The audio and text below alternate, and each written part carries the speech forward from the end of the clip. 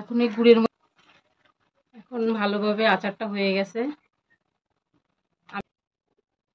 নমস্কার বন্ধুরা, আপনারা সকলে কেমন আছেন? আশা করছি সকলেই ভালো আছেন। আপনাদের আশীর্বাদে আমিও ভালো আছি। এখন যা গরম পড়েছে, আর এই যে বৈশাখ মাস, গরমের মধ্যে সত্যি কোনো খাবার খেতে কিছুই ভালো লাগে না। তখন শুধু মনে হয় কি যে একটু টক দিয়ে যদি ভাত খাওয়া যেত, বা একটু কোনো আচার যদি পাওয়া যেত, ভালো লাগতো। তাই আজকে আমি আম দিয়ে, এই যে এই আম দিয়ে আজকে আমি মিষ্টি আচার বানাবো। টক ঝাল মিষ্টি আচার। এই টক ঝাল মিষ্টি আচার হলে ভাত দিয়েও খেতে ভালো লাগে, শুধুও খেতে ভালো লাগে। আর এই আমগুলো আমি নিয়ে এসেছি, আমার তো গাছ নেই, আমি কিনে নিয়ে এসেছি। তাহলে বন্ধুরা প্রথম থেকে শেষ পর্যন্ত আমার ভিডিওটি দেখবেন, ভিডিওটি না কেটে দেখতে থাকুন। আর প্রথমে আমি আমগুলোকে ধুয়ে নিয়ে আসবো। আর এই আচারটা আমি কেমনভাবে তৈরি করি আপনারা প্রথম থেকে শেষ পর্যন্ত দেখতে থাকুন। আমগুলো ধুয়ে নিয়ে চলে এসেছি। এবার এই আমগুলোকে আমি একটা পরিষ্কার কাপড়ে একটু মুছে নিই।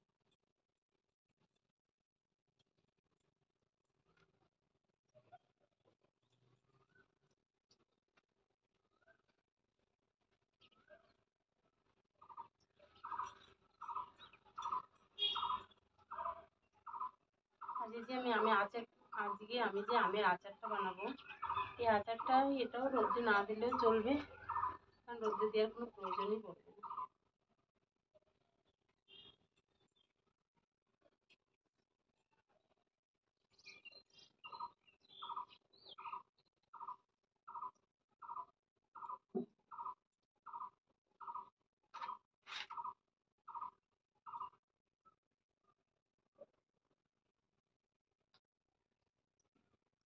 আমের ছোকলাগুলো ফেলে দেবো।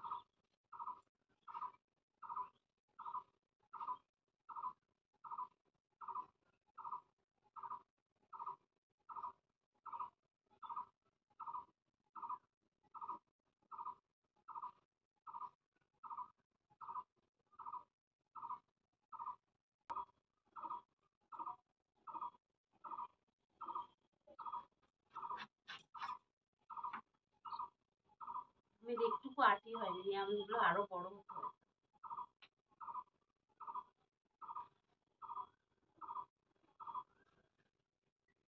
এরকম করে কেটে নেব, আর একটু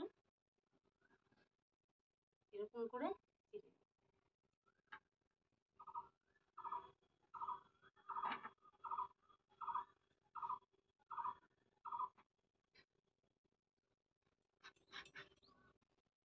আমার আমগুলো সব কাটা হয়ে গেছে, এই দেখুন প্রত্যেকটা আমে আটি হয়েছে। এবার আমি প্রথমে উনুনটা ধরিয়ে কিছু মশলা করতে হবে, সেই মশলাগুলো ভেজে নেব। উনুনটা ধরে গেছে,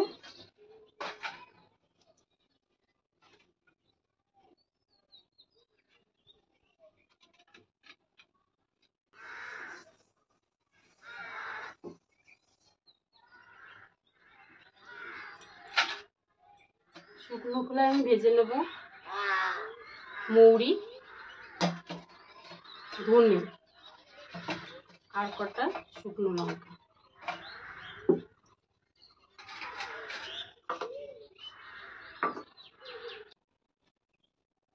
প্রথমে ধনেগুলো ভেজে নেব।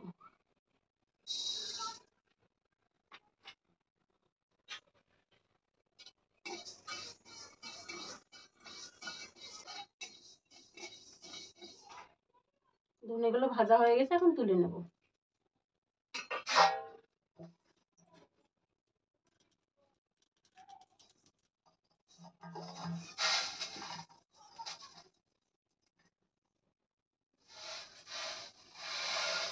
দেখুন একদম ভাজা হয়ে গেছে।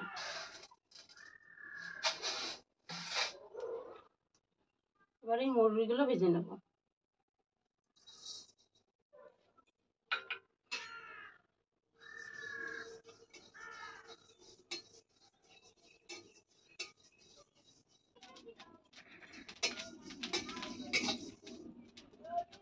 মৌরি ভাজা হয়ে গেছে, মৌরিগুলোও তুলে নেব।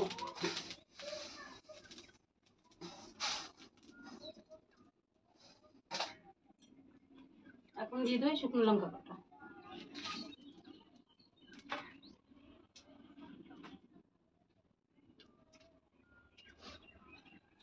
যেহেতু আজকে আচারটা টক ঝাল হবে, সেই আন্দাজ মতো আমি আমার আন্দাজ মতো লঙ্কা দিচ্ছি, আপনারা আপনাদের আন্দাজ মতো লঙ্কা দেবেন।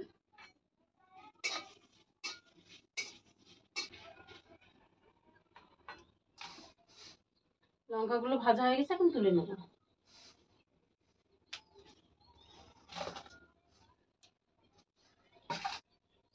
এই গরম কড়ার মধ্যে এখন আমি একটু জল দেবো, জল দিয়ে তারপরে গুড়টা জাল দেবো। আজকের আমের আচারটা বানানোর জন্য আমি এখানে গুড় নিয়েছি, একটু নরম ধরনের গুড়। এখানে প্রায় 700 থেকে 800 গ্রাম মতো আছে 1 কেজি আমে। যেরকম আমের পরিমাণ সেরকম গুড়।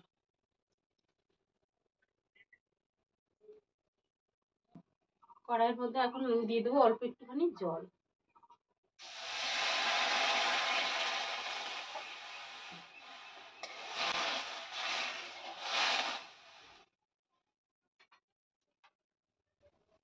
দিয়ে দেবো এই গুড়টা।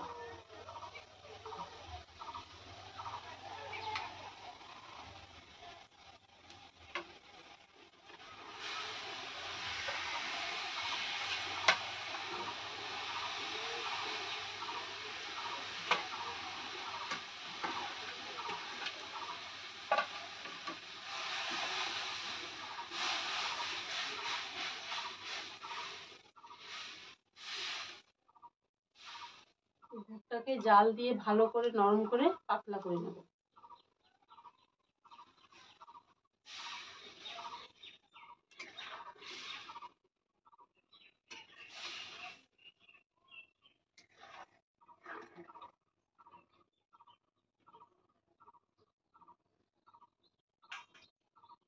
গুড়টা গলে পাতলা হয়ে গেছে, এখন এই গুড়টাকে আমি নামিয়ে ঠান্ডা করে নেব।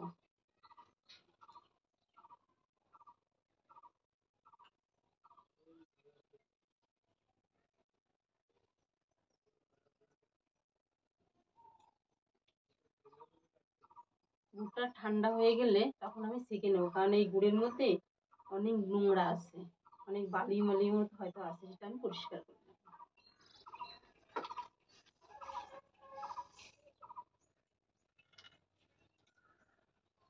অল্প অল্প নিয়ে বেটে নেব।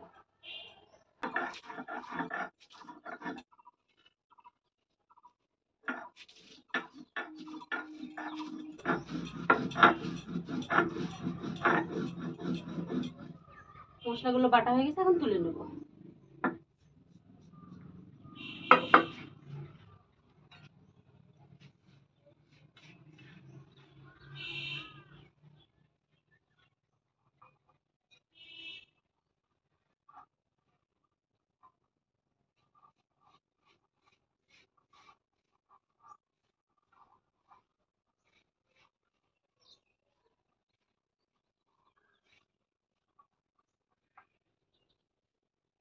মশলাগুলো বাটা হয়ে গেছে।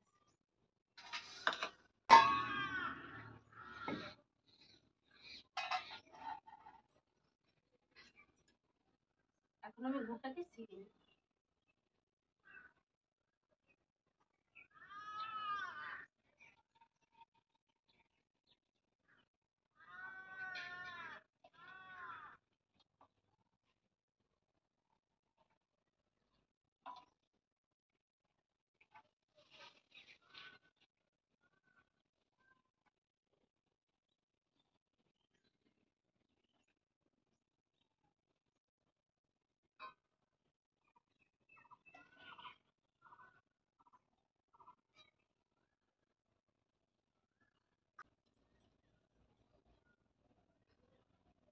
এই গুড়ের মধ্যে দেখুন কি পরিমাণে নোংরা। এখন আমি কড়াইটাকে ধুয়ে নিয়ে আসি, তারপরে আবার উনুনে বসিয়ে আচারটা তৈরি করব।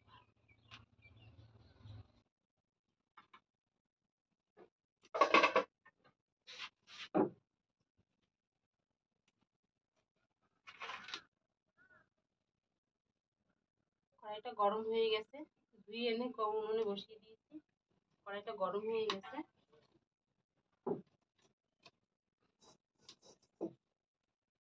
এখন আমি এর মধ্যে এই ছেঁকে রাখা গুড়টা দিয়ে দেবো।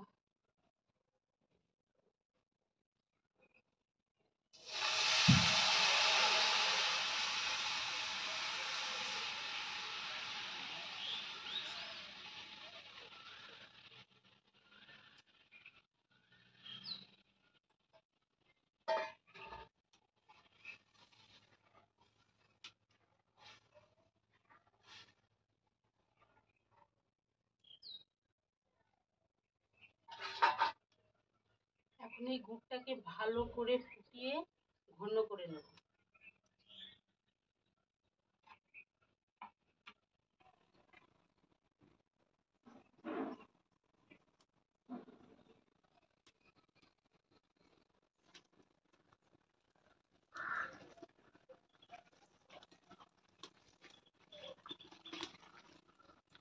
এখন এই গুড়ের মধ্যে আমি আমগুলো দিয়ে দেবো কেটে রাখা।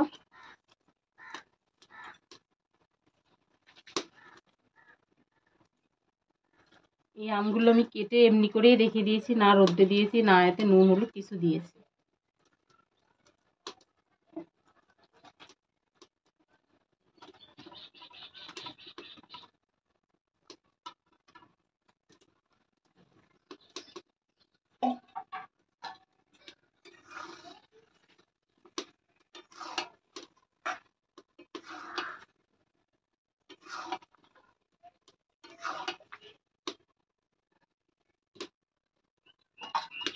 গুড় জাল দিতে দিতে যখন দেখবেন জলের ভাগটা কমে গেছে, গুড়ের ভাগটা বেশি হয়ে এসেছে, তখনই আমগুলো দিয়ে দেবেন।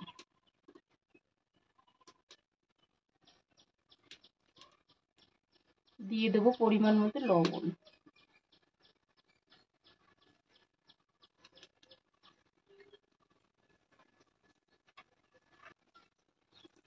দিয়ে দেবো 1/2 চামচ মতো হলুদ গুঁড়ো।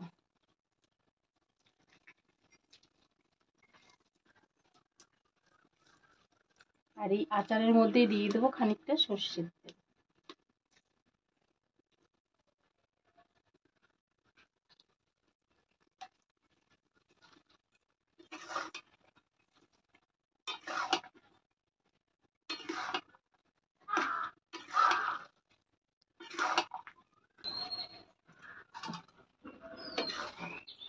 এই দেখুন সব ফুলে ফুলে উঠছে।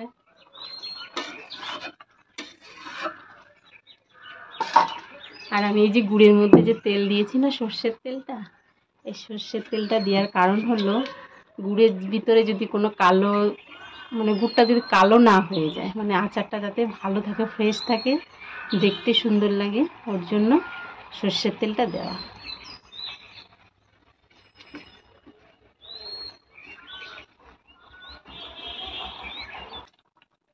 আচারটা প্রায় হয়ে এসেছে। এখন আমি এর মধ্যে এই ভেজে রাখা মশলাগুলো দিয়ে দেবো।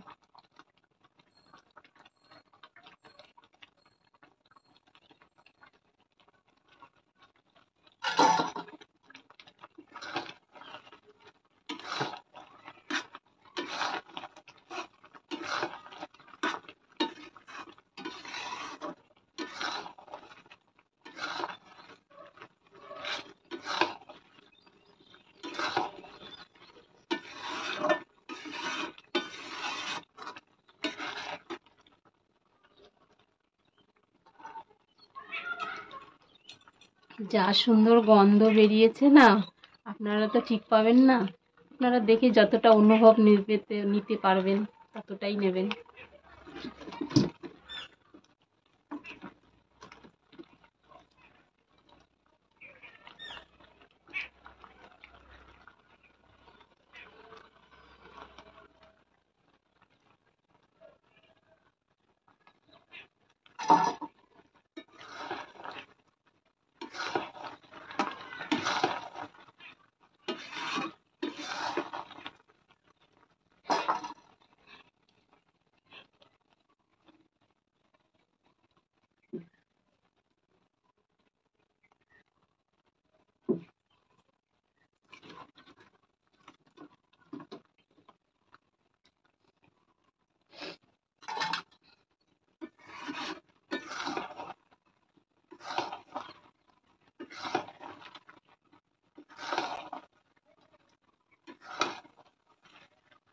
এখন ভালোভাবে আচারটা হয়ে গেছে, আমের ভিতরে আর একটুকু জল নেই।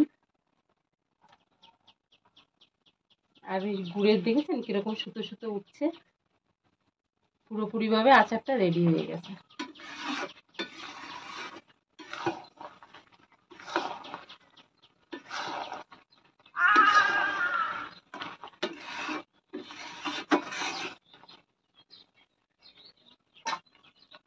এখন আমি আচারটাকে নামিয়ে নেব। আচারটা আমার পুরোপুরি রেডি হয়ে গেছে, এই দেখুন।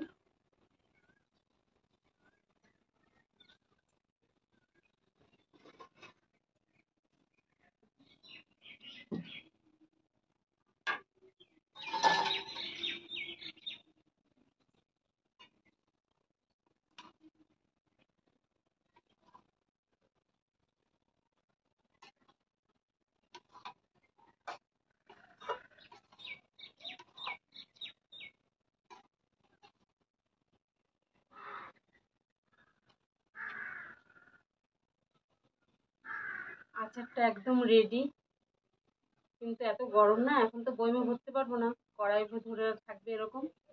ঠান্ডা হয়ে গেলে তারপরে আমি একটা বয়মে বা চা কিছুতে রেখে দেবো।